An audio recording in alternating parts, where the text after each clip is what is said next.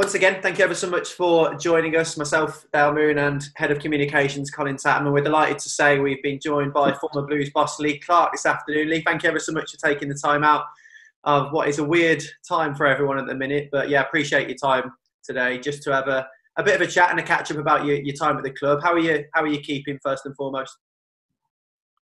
I'm good, Dale. Thanks for giving us the invitation to come on.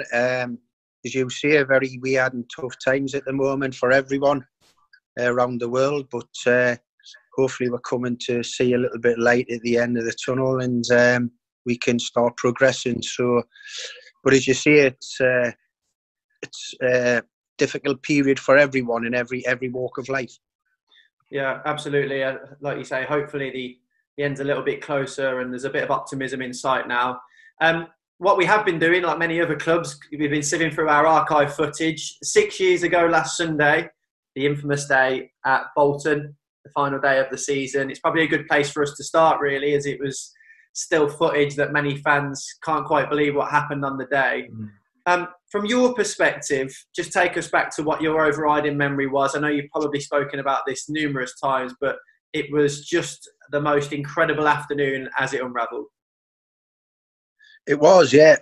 I mean, the lead up to the game, the morning of the game and in the dressing room, obviously when the players went out to warm up with the coaching staff and the backroom team, had a bit of a bit of spell of my own, just in my own thoughts. There was no one else in the dressing room there at Bolton. And, just reflecting, and it was just determined that couldn't allow such a fantastic and big club to go into League One, and had belief in the players. It'd been a tough period, but I think since it's happened and since what's gone on afterwards, people are starting to realise the difficult position I was in terms of being the manager with the financial situation and having to blood so many youngsters at once. But in a weird sort of way, I had total belief in the group that they could get the result that was required. And, it's easy to say now, but even at 2-0, if you watch the game back, when they scored a second goal, Bolton, I thought the team had been doing particularly well. So I got out into the technical area and just tried to keep the lads' spirits high. Still felt we could get the positive result, and thankfully we did. Yeah, Tad. Yeah, as you're saying, Lee, when it was 2-0, there was 20 minutes to go. Then Nikola Zigic scores with about 12 minutes to go. But that's probably the longest 12 minutes of my life. I mean, what was it like for you down there on the touchline? Well, listen, Tat, you got to know us very well, both, as a manager and as a person, and I'm passionate, and I was very proud to be the manager of the club. So there was obviously a lot of emotion going about. But as I said, I still had the belief that the team was going to get the right result. I think the big thing for me was not long after the second goal for Bolton, we got news about Leicester beating Doncaster. So yeah, it was back into our own hands, really. So I mean, I didn't foresee that the smallest man on the pitch would score the headed goal of mine, but. And me and Paul have since worked together at Bury. So, but it ended up being a fantastic day. But in a strange sort of way, a day that I wouldn't really have wanted, because I didn't want the club to be in that. I mean, you remember us saying if the club had went into League One, it could have been Armageddon for them because of the financial situation. And you didn't want to let anybody down in terms of the people behind the scenes at the club, the English administration team, but also the fantastic fans, and thankfully we got the result. Yeah, I think that's what people maybe didn't quite grasp at the time, that had we gone down, like you said, Armageddon was the word. I don't know if we'd be back where we are now, in all honesty, had that happened, because it was that grave, wasn't it? I don't think the club would have been. I think there could have been worse things to face after that, because of the financial situation that was already in the Championship. Obviously, you go down another league, and you know, its financial situation and landscape changes again. So the club wasn't in a position to handle that. So players were all on short-term contracts, which I could only do at the time, you know, even permanent signings. So you would lose all the potential players that had a resale. But, you know, thankfully, and they were all the things you take on board as the manager, what could happen, you know. So, yeah, as I said, probably the best thing for me was that 20-minute period in the dressing room before kick-off on my own, no staff, no players around me. Just sitting and thinking about, you know, how we approach, you know, the next couple of hours, and thankfully it worked out. Yeah, I think we'll explore the backdrop that you had to work in, because, as we say, it's one of the most, if not the most volatile period at the football club at the time. Just a word on the scenes after full time. You know, it's an infamous run down the touchline. You've talked about that turn of pace that you managed to pull out of nowhere. But I mean, many football fans, and particularly amongst Blues fans, will say that those scenes are unprecedented at any match they've been to since. I mean, what was it like for you? Of course, I mean, to do it in the way we've done it, with Paul's injury time equaliser, and then the game, you know, has another 30, 40 seconds to play, and then just the emotion. It was pure emotion, pure happiness that we'd done it.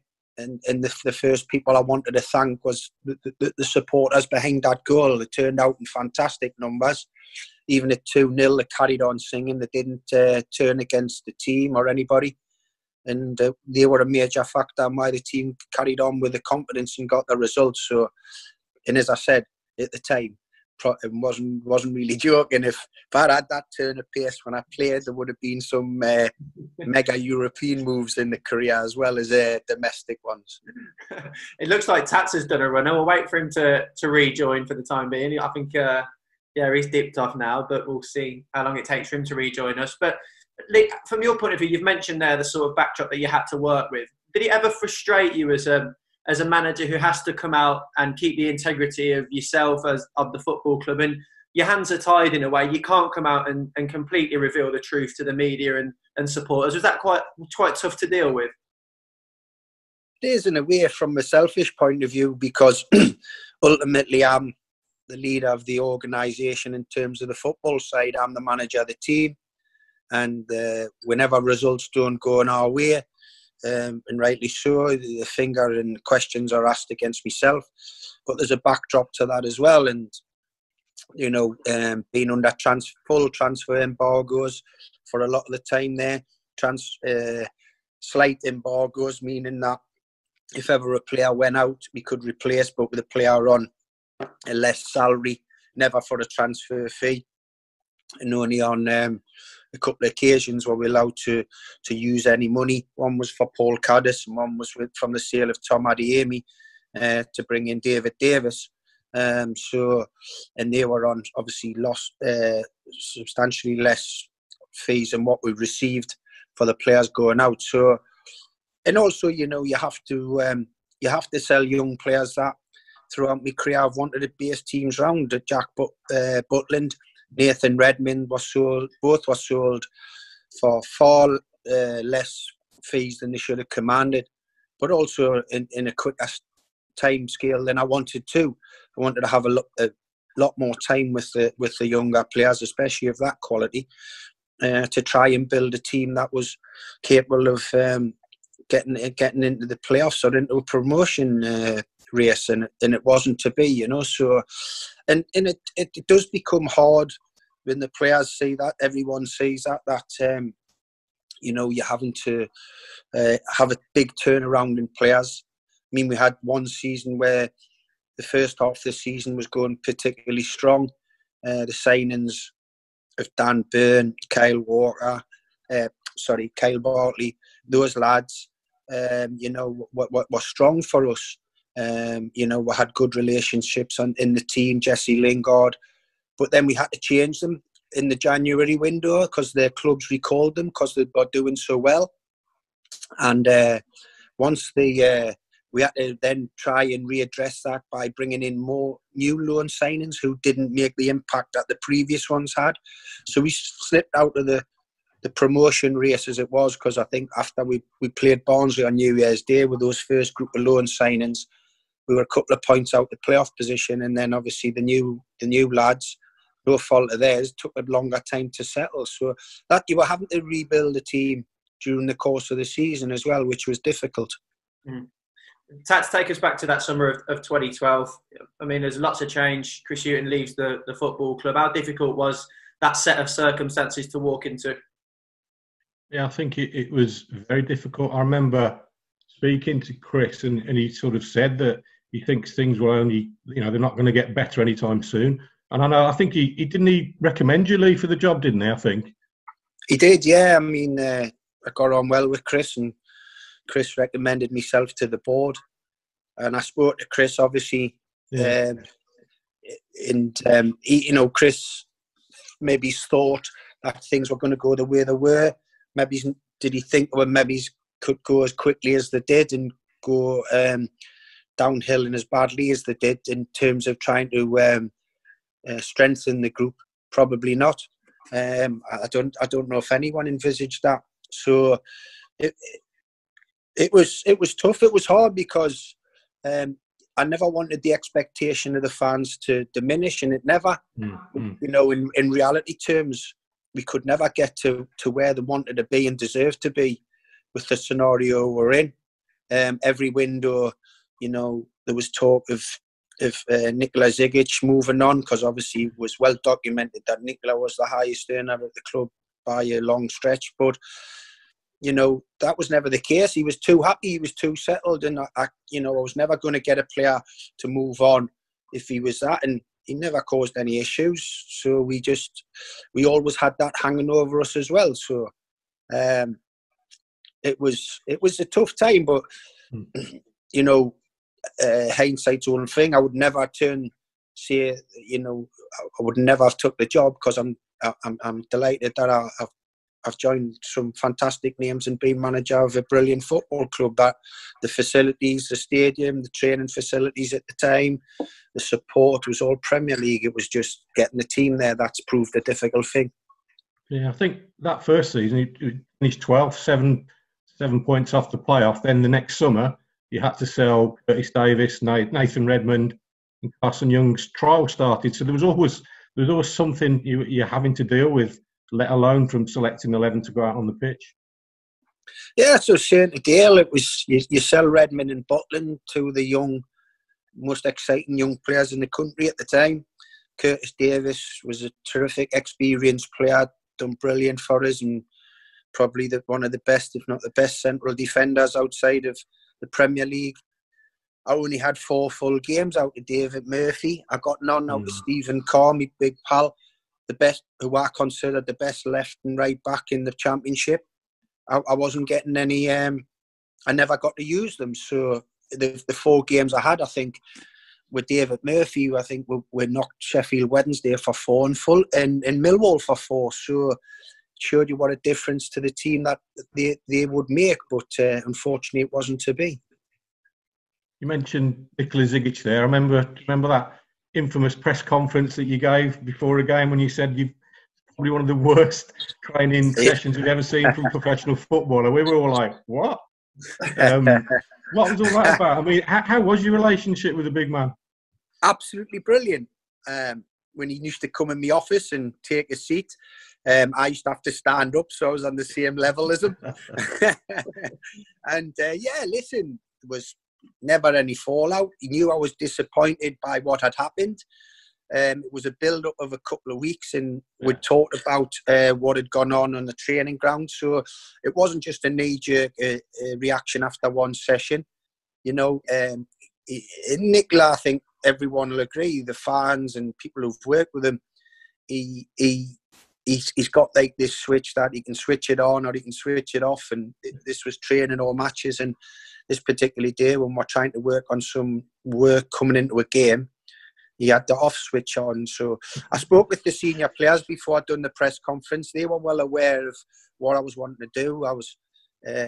And I spoke with them, and were they comfortable with that? Because we knew there'd be repercussions of it, and they were fine. So it wasn't something that, you know, I just sat down and got asked a question.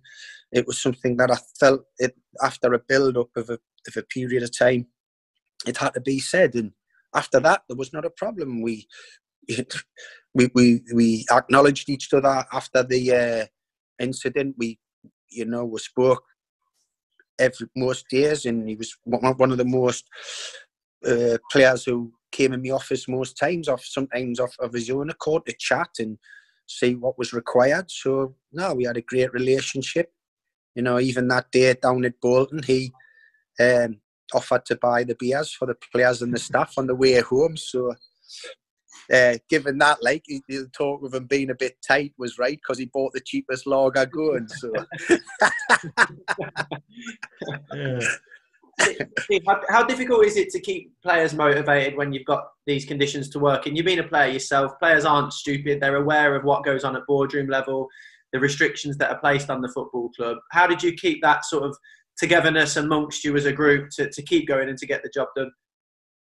It was difficult, Dale. It was difficult over the full period, you know, and even when we felt like in me last season, that proved to be me last season, we got hungry players for the championship who probably never played at that level and maybe he's not expected to be at a club the size of Birmingham, being given an opportunity, and we had some real positive games in the start of the season. But it was this situation with the home form, and you know, it was. I think the players were that desperate to do well and wanted to get the results for me and the staff and for themselves. It became a little bit of a noose around our neck, and so that proved difficult. And I think as a player, you're always wanting to get quality players coming into the building, because it improves you as a player. It raises your levels higher, raises your standards. So when the players are, you know, not seeing that type of player come in, and lots of changes in various other ways, and having to rely on the youngsters who were great, but it's difficult when you put them in together, you know. I remember one night against, I think it was Burnley, where we had a record number of teenagers in the starting 11, and they were magnificent on the night. But you shouldn't be asking those young lads to be playing under those circumstances altogether, because they need the senior pros around them to help them through the task in hand. So, you know, but I think it's helped them. When you see a lot of them have done great in their careers now. So in a way, it's helped them, but at the time it was difficult for us.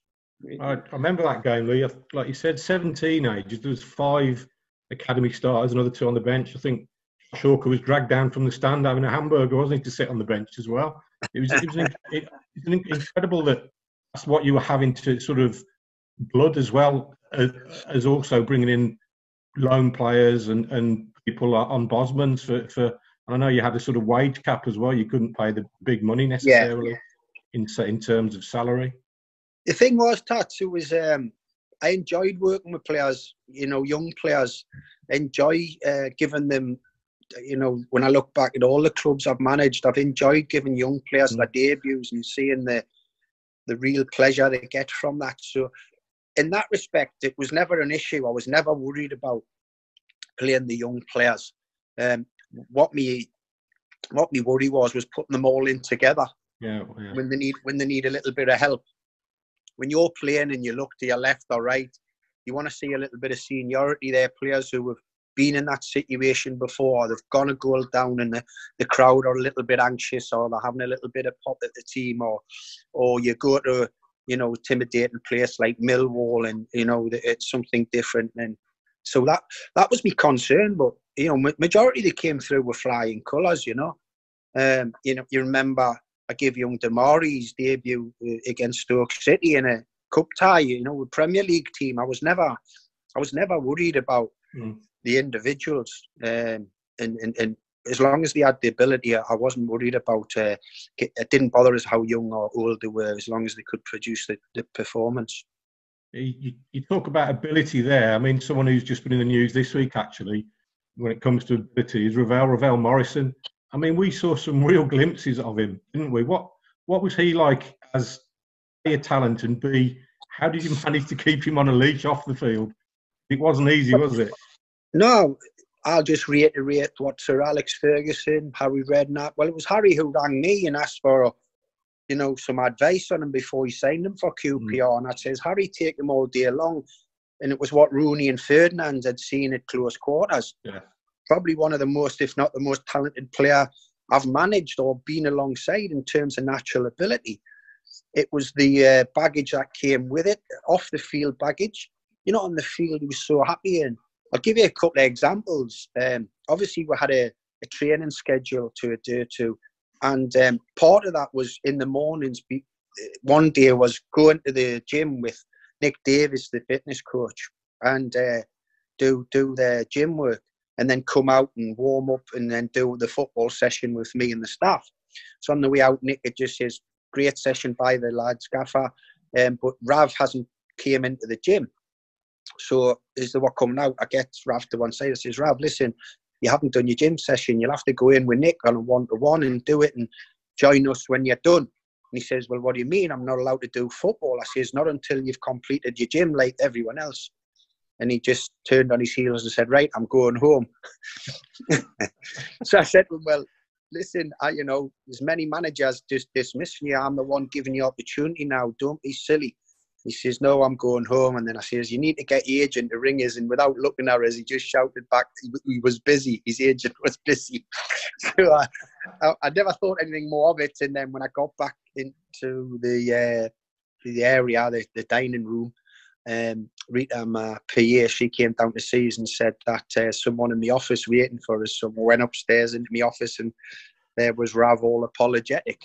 And what he basically was he wasn't very confident of doing the weights and whatever was required in the gym. And he was a little bit embarrassed. And we said, well, we can work on that. Don't be embarrassed. It's not a competition when you're in there. You're not competing with each other. You do what's good for you. And Nick can organise a programme for you to do that. Another example, I don't know if you remember when we played Middlesbrough St Andrews on a Friday night live on Sky.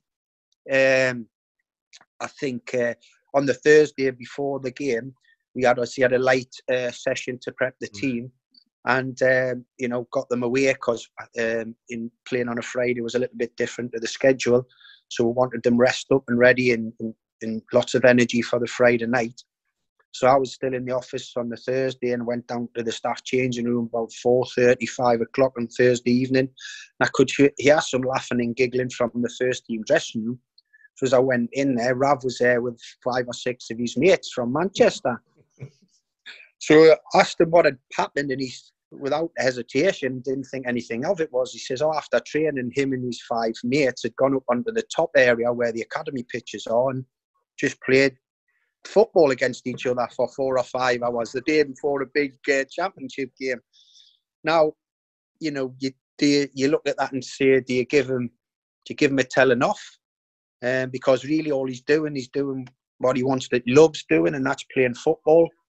You just sit him down and explain, in professional terms, it's not ideal to be running around for 6-7 hours with your mates a day before a game.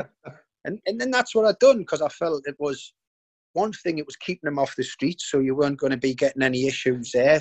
And it probably saved the public of Birmingham that him and his pals weren't in and around there, the shopping centres of Birmingham.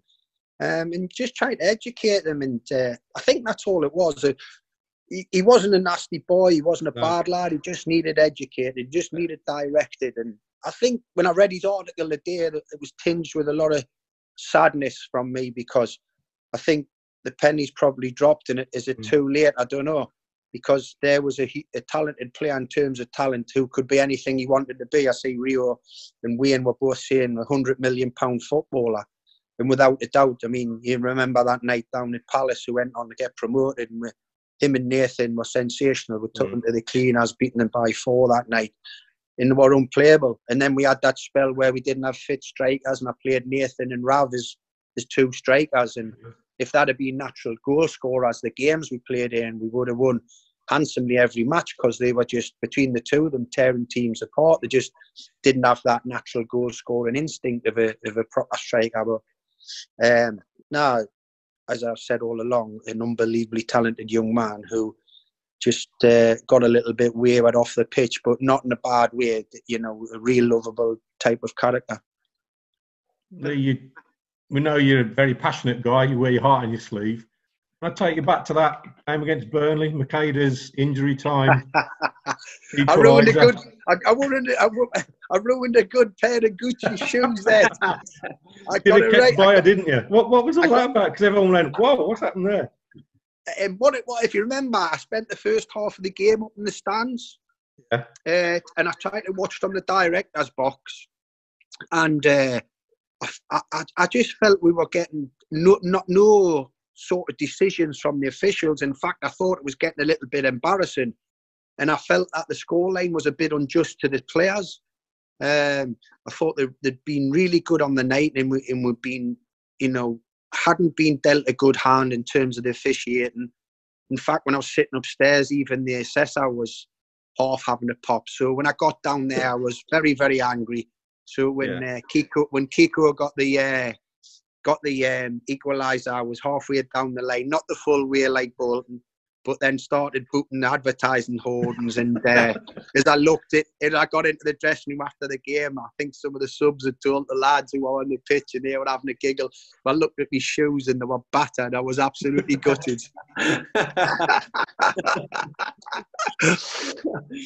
Was that just you? As a manager who wears his heart on his sleeve, you can't be any other way. There's no other way. You've got to be yourself. You've got to be yourself, Dale. You cannot pretend to be someone else. Of course, you've got to try and be calm, and for calmness in terms of big games that day at Bolton on the touchline, there was lots of calmness. I don't know why, and I felt the way we were going to be all right. Obviously, when the game finished, you explode. But yeah, of course, there is passion. You're desperate for. Them players are that night against Burnley. I knew they were giving us everything. It was a false scoreline. We were 3-1 down, and when Kiko got those 2 late goals, a lot of that passion and enthusiasm and what came out was to say, at least the players got something for their efforts and what they deserved. And I felt we're being a little bit shortchanged. So you can never try and be what you're not. I mean, further down my managerial career, I don't know if you've ever seen the footage when I went up to Scotland and managed Kilmarnock and we won in the playoffs to stay in the Scottish Premier League. I'd done exactly the same and actually wrapped a Kilmarnock scarf around a policewoman, which in the cool light of day I could have been there arrested for 10 minutes into a game. So it never changed, no matter what. Would you ever let it affect you away from football? A lot of managers are able to park it and leave it and come away from it, but it's a 24/7 job now, and results ultimately will affect your mood. How difficult was that to leave those emotions at St Andrews or wherever you'd been and go home and be Lee Clark, the person, not the manager? Very difficult. I wish and I hope if I go back into football, I don't know what I want to do, but if I go back into football, I hope that can be the case. I can be 2 different people.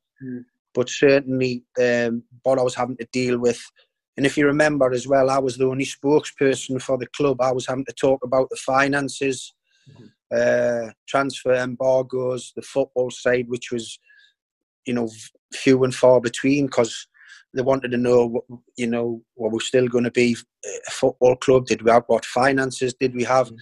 So the pressure was on 24/7. It was constant.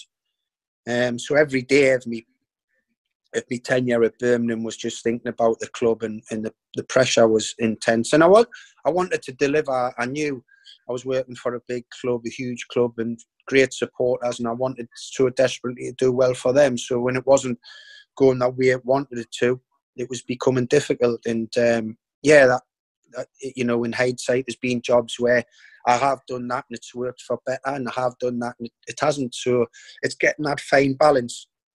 Every manager will try and say that to try and switch off, but it's very, very difficult when you get home.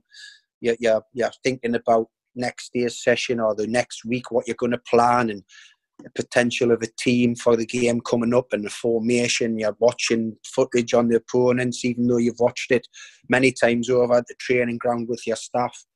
So you're trying to pick up on little bits and pieces. So, but it is difficult. It's a real, and I think because of the landscape that managers work under now, that there's not a lot of time for them as well. So they've got to hit the ground running. The pressure's on. which in fact, with part of COVID-19, I think that might change. I think the whole landscape of football could change completely. And so that, that could be a benefit to managers and coaches going forward. Yeah. Did you ever feel, again, like you didn't have the answers? Press all want to know what's happening from a financial perspective. You want to know what decisions are being made. And as you're getting attacked by a guard dog, did you ever have any... That's my big daft dog, sorry. did you ever feel like you didn't have the answers but couldn't say that? I certainly couldn't give anybody answers on the finances. It was not something as a manager I wanted to be involved in. As a manager, I'd identified the areas I wanted strengthened in the team and any job I'd been in.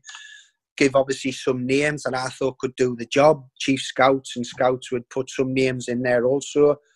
And then I would leave it up to the powers that be, whether it be an owner, a chief executive, a chief scout, to sort out the financial sides of it. But obviously, in the predicament we were in at Birmingham, I obviously had to get involved in that because, there was a lot of negotiating to be done. Because even though a lot of football agents, they don't believe what's going on in football clubs, so we would get agents of players still coming to us and demanding big bucks for players, and it had to be explained to them that it wasn't possible. We couldn't work in that type of way anymore, and we were under an embargo, so we had to.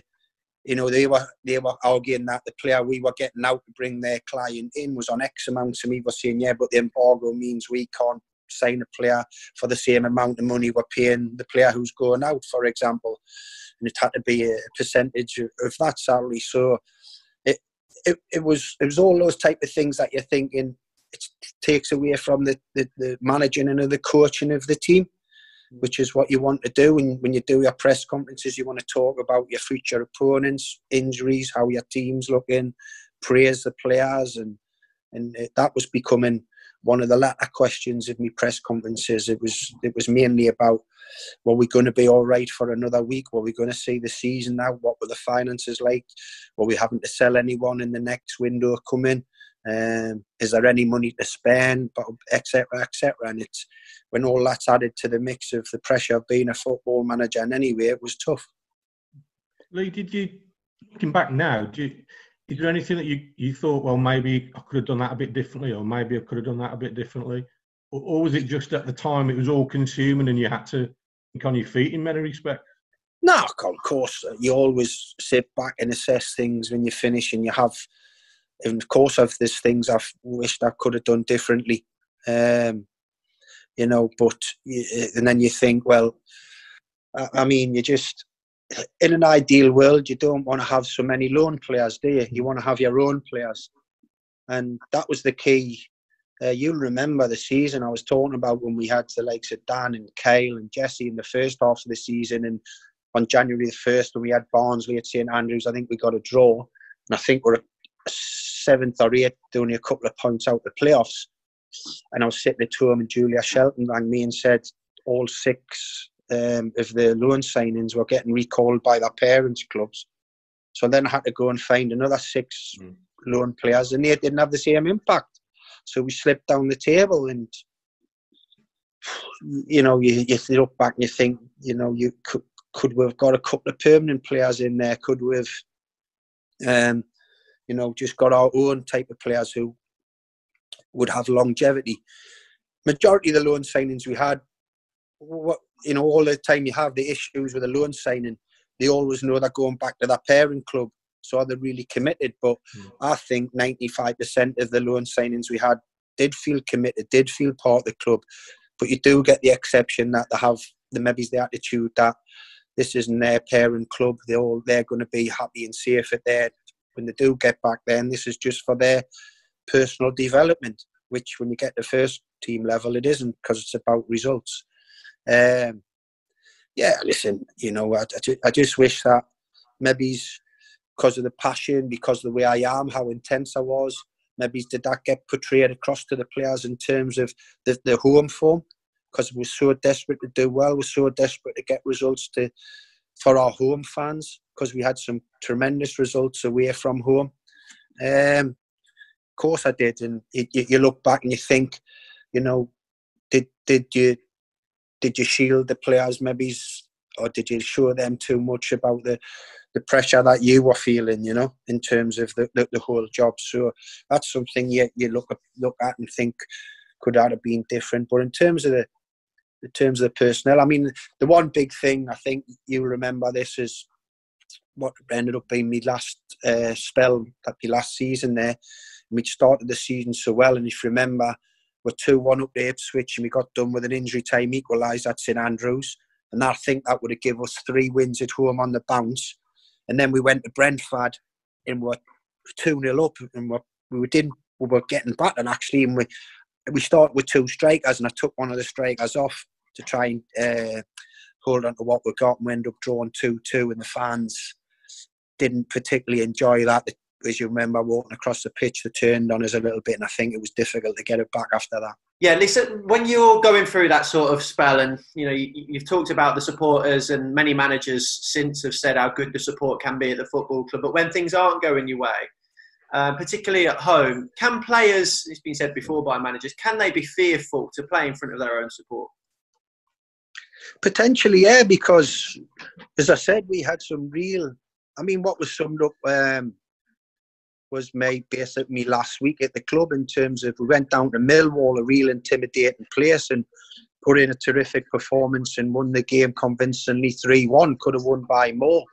And then came home and, you know, huffed and puffed, probably didn't deserve to lose the game against Bolton, but ended up losing 1-0 because we didn't show enough quality and relaxation and good football, and which that proved to be my last game. So that was the example in a nutshell. So, and I think that was because, you know, that usual saying that, oh, the manager's lost the dressing room, that was the opposite effect. I think the lads were that desperate for myself and the staff, but also them to get good results, that we had a good relationship to, that it probably, for all of us, it became a little bit of an issue, the home form, you know, and then and what you get with that is, obviously, you go a goal behind, or you don't start the game particularly well, and the crowd get a bit anxious. And then everything just relays onto itself. So it did become, it was probably a little bit of it was a problem for us, without a doubt. When you start looking at these players in this 2014-15 season, we'll just read them off. Jonathan Grounds, Clayton Donaldson, Wes Thomas, Stephen Gleeson, Mark Duffy, David Cottrell, David Davis. There's a clutch of players there, a group of players who enjoyed a good few years at the club. A few are still with us now. Do you feel like you'd set the foundations then, and you almost look back at what could have been with that group of players? Listen, what I brought in was players who were hungry, players who probably thought at that stage of their career we're never going to play for a club the size of Birmingham City. How I convinced them to come to Birmingham wasn't to do with finances. They had better financial offers elsewhere. I used to get them and their agents or their families, whoever they were come with, to come to Wast Hills, show them around the facilities, the standard of the training pitch, because this was going to be their home. St Andrews, they only go to once every couple of weeks. But even the facilities there, the way you got treated. I mean, Birmingham, what I found as a manager, they tried to still behave in a Premier League way, in any way that they could, that wouldn't cost them Premier League finances. They still tried to behave in a Premier League way. And so that was a big selling point for me, to get some of those lads in, because they had better contract offers elsewhere, without a doubt. So, listen, it gives us, even though I wasn't part of what happened going forward, when I see those lads, it makes is doubly convinced that I was right in bringing those type of players to the group. You know, even Matt Green, I gave an opportunity from non-league at the time to come and try and make a name for himself. I was never frightened to do that. And as I said, the youngsters on top, Demari, people like that. So, yeah, it reiterates that my belief that they were the right type of players for that football club at that time, because they were hungry. They knew that they might never get that opportunity to play for a club with the facilities and the standard and the size of the support if it didn't work out for them. So fair play to those lads that grasped that opportunity. Yeah, is it fair to say that you're a coach still now, if you have the opportunity, and you were then, who's probably happiest on the training pitch, working with players, developing players, it was just a case at Blues at the time, that was only a portion of what you had to deal with? Yeah, listen, that's my fault. Yeah, every club, I've developed young players. I've made me employers, or whichever club it was, substantial amounts of money in the transfer market. I've got lots of players who I've given opportunities to. I see working at a higher level now, international football, Premier League. That gives us a lot of pride, and that's where I'm happiest. I like to be on the training ground with the lads, and getting on with the serious stuff, but also having that camaraderie with them. And I think the whole aspect of being with Blues at the time, of me having to deal with everything, took a little bit away from my personality in terms of the football side, and could have been a bit of an issue. I mean, Tats will tell you as well, it was lots of times, because I spent so many hours at the training ground, I got to know all the youngsters in the academy from the real young ages. And you see, young Jude doing unbelievably well, and Eden Bailey doing fantastic. These boys were in the academy when I was at the football club, and I watched them closely. I used to go into the small indoor area there to watch them train on a night time, and so you see how fantastic they've done. That gives you a lot of pride. Sorry about the dog. That's all right. Tats, is it only when you start to look back over those couple of seasons and the player turnover and everything that it just rejigs that memory as to how volatile the situation was? Yeah, I think we were talking prior to this, Dale, that the club hadn't experienced what Lee had to go through for a number of years. The club was either always competing to get back into the Premier League, it always had the finances, and all of a sudden the rug was pulled from under it, and fans weren't used to that, and couldn't come to terms with it in many respects. And I always thought, Lee, I don't know if this is correct or not, you almost tried too hard, you wanted it too much, I felt. Yeah. And maybe that clouded some of, not the judgment, but what you were trying to produce at the time. Yeah, without a doubt, Colin. I think I accept that totally. What you're saying there, I think you're spot on. I was so desperate to do well for the football club. I was so desperate to be a success at a big club and big support that I wanted things to work. And as you say, you're so desperate for it to succeed that you may things get clouded because you're just desperate to get the results. We've gone through all the challenges and all the turmoil. Did you find any time to enjoy it, Lee, when you look back on it now, your time at the club? I loved all of it, even though it was a difficult time. I look back on that part of my life. It's fantastic. My family, the only time in the managerial career where my family have moved with us, I usually just, commute, get myself a flat in the area there I'm working and commute. But my family came down. My two youngest children went to school there. We loved the area we lived in. Everything I do, I look back on real fondness. I still speak to a lot of the staff or ex-staff who were there then, and still have great memories. Just wish that, things could have worked out differently in terms of the results, but certainly not, there's no negative feeling from me. I'm proud of being manager of such a prestigious football club, one with great fans, as I said, and, I think that if things had been different behind the scenes, the results would have shown that as well for us. So it was unfortunate that they were the circumstances I was working under at the time. When this pandemic hopefully subsides, is there a return to the dugout for Lee Clark again? I don't know, Dale. I don't know if it's going to have to be the right job. There's been too many firefighting positions for us, which are really difficult. Let's see. There's other things for us to do in my life, but never say never. I love football. Talking about my passion. I love the game. I love being a manager. And let's see what it brings. I just do believe that the landscape of football will be changing for good now. I think if from Premier League all the way down, where the players and the agents have had the power probably in the last decade, that's going to change with this scenario because of the finances that are being lost in every industry, and football's no exception to that. So let's see. I'm not going to say never, but not something that I'm pushing for at this moment in time. But we'll see what comes up. Yeah, well, it's been really good just to hear your side of what was an unbelievable chapter, really, in the history of the football club. Appreciate you taking the time and the dog to have a chat with us Saturday. Yeah, well, the dog enjoyed his time at Birmingham as well. That was a good thing. Thank you ever so much. Tats, good to see you again. Cheers, guys. Thanks very much, Lee. Stay safe.